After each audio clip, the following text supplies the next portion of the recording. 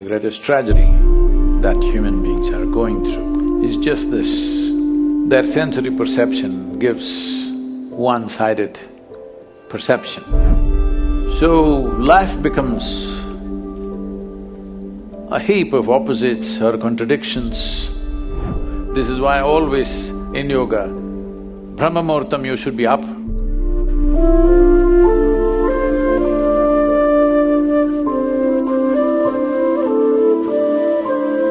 Say the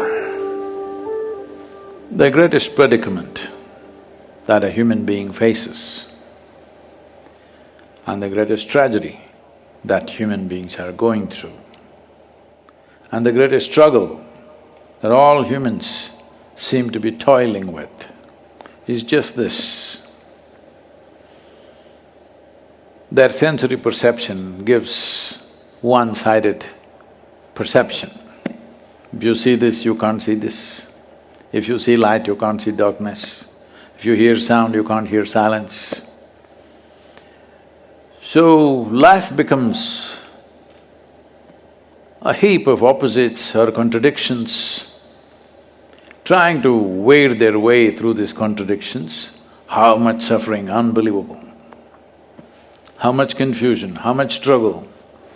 If this nearly 8 billion people, if you document what kind of suffering they're going through in 1 year or in 1 day, just 1 day, it's enough for eternity. All this is simply because they have misunderstood instruments of survival or as instruments of knowing. You must know which is light and which is darkness if you want to walk through this. You must know which is man, which is woman if you have to operate in the world. So these differences are very one-sided. Well, in many ways I've said this, now it's become a bit too common for everybody to know this because I've been speaking about this for some time. Well, you are sitting here as a man or a woman, but you came here because a man and woman came together, your mother and father exist within you. You being a woman or a man is just a surface thing, but you've taken it so seriously. And you go through a whole lot of circus. Just being a man or a woman, how much circus in the world? Forget about light and darkness, that's more complicated. Gender is the simplest damn thing. But how much struggle, how much social confusion, how many religions and scriptures have been written about this misunderstanding endlessly. This is just that because between light and darkness, you think they are two different worlds, because it looks like that. The day looks like one kind of world, this planet looks different during the day. During the night, it's a completely different world, but it is not, it's the same world. I think you get that point during twilight to some extent. This is why it's always important to wake up before the sun comes up, because you don't have to do anything. If you're just alert and looking, slowly the perception will go into you. This is why always in yoga, Brahma Muhurtam you should be up because twilight starts then.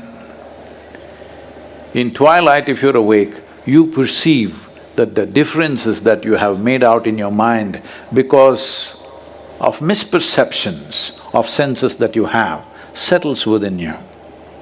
When that happens? When?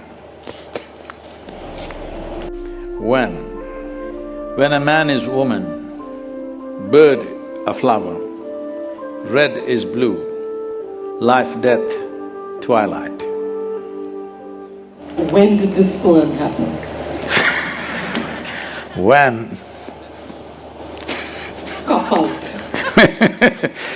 I think this was about 2019 when I was in United States, our III, the Asia Institute of Inner Sciences, is a spectacular place nature-wise. We are yet to build. We've built some, lot more to build there. But in terms of nature, it's a truly spectacular place, and where I stay, you just cannot escape the sunset. The sun is at you because we are on top of a bluff and there is a valley. When the sun is setting, sun is in level with you. Like this usually happens only at the ocean. Even there will be a little bit… This thing here, sun is below you when it is setting. So you cannot escape sunset at all, even if you want to. So as I was watching the sunset, I saw this is the thing that everybody is missing. It's not about the glory of the sunset. It is a clear transition where this and that is not there. There's only this and this.